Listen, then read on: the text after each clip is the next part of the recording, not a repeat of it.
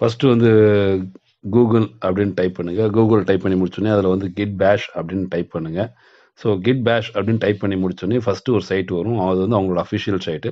So அதில் வந்து நீங்கள் போய் கிளிக் பண்ணீங்க அப்படின்னா அது வந்து மேக் ஓஎஸா இல்லை விண்டோஸ் ஓஎஸா இல்லை நெக்ஸ்ட் ஓஎஸ்ன்னு கேட்கும். ஸோ இப்போ நமக்கு மேக் ஓஎஸ் அப்படின்னு விண்டோஸ் ஓஎஸ் அப்படின்னா நீங்கள் விண்டோஸ் ஓஎஸை கிளிக் பண்ணீங்கன்னா அதில் வந்து 32 பிட் ஓஎஸா இல்லை வந்து 64 பிட் ஓஎஸ்ன்னு கேட்கும். ஸோ நீங்கள் 64 பிட் ஓஎஸ் இருந்தால் 64 கிளிக் பண்ணுங்கள், 32 கிளிக் பண்ணுங்கள். நம்ம விண்டோஸ் 64 பிட்டு.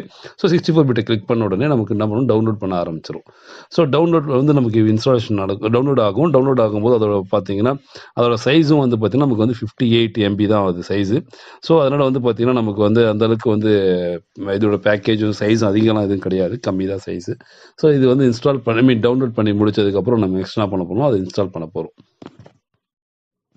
ஸோ டவுன்லோட் ஆடி முடிச்சதுக்கப்புறம் நீங்கள் டவுன்லோடில் போயிட்டு அதை கிளிக் பண்ணீங்க அப்படின்னா நமக்கு வந்து ஒரு ஸ்க்ரீன் ஒன்று ஓப்பன் ஆகும்.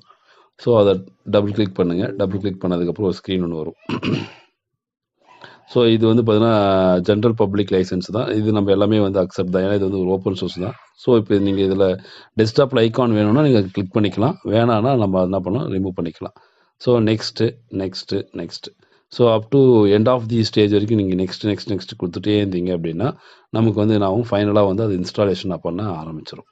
கிட் வந்து இன்ஸ்டாலேஷன் போயிட்டுருக்கு. இன்ஸ்டாலேஷன் முடிஞ்சதுக்கப்புறம் வந்து பார்த்தீங்கன்னா அவங்களோட சைட் ஒன்று ஓப்பன் ஆகும். அந்த சைட் வந்து பார்த்தீங்கன்னா ஒன்றும் நீங்கள் க்ளோஸ் பண்ணுங்கள். ஸோ கம்ப்ளீட்டாக இன்ஸ்டாலேஷன் முடிஞ்சதுக்கப்புறம் வந்து நீங்கள் பார்த்தீங்கன்னா உங்களோட டெஸ்க்டாப்பில் வந்து நீங்கள் ரைட் கிளிக் பண்ணுங்கள். ரைட் கிளிக் பண்ணிங்கன்னா அங்கே வந்து பார்த்தீங்கன்னா ஒரு ஐகான் மாதிரி ஒன்று வரும். கிட் பேஷ் GY கிட் பேஷ் அப்படின்னு வந்து வந்து ஒரு ஐகான் இருக்கும். ஸோ அந்த 2 ஐகான் தான் வந்து பார்த்தீங்கன்னா உங்களோட கிட் பேஷ் வந்து கம்ப்ளீட்டாக இன்ஸ்டால் ஆனதுக்கான ஒரு ஸ்டெப்பு. ஸோ இப்போ கம்ப்ளீட்டாக இன்ஸ்டால் ஆயிடுச்சுன்னா இந்த மாதிரி வந்து உங்களுக்கு டெஸ்க்டாப் அந்த ரைட் கிளிக் பண்ணிங்கன்னா அந்த ஐகான் வந்து நமக்கு வந்து அங்கே வரும். வந்தால் தான் நமக்கு வந்து கம்ப்ளீட்டாக வந்து இன்ஸ்டாலேஷன் முடிஞ்சிருக்கு அப்படின்னு அர்த்தம். ஸோ இதை வச்சு நீங்கள் என்ன பண்ணலாம், நெக்ஸ்ட் ப்ரொசீஜர் நம்ம வந்து ஸ்டார்ட் பண்ணிட்டு போயிட்டே இருக்கலாம்.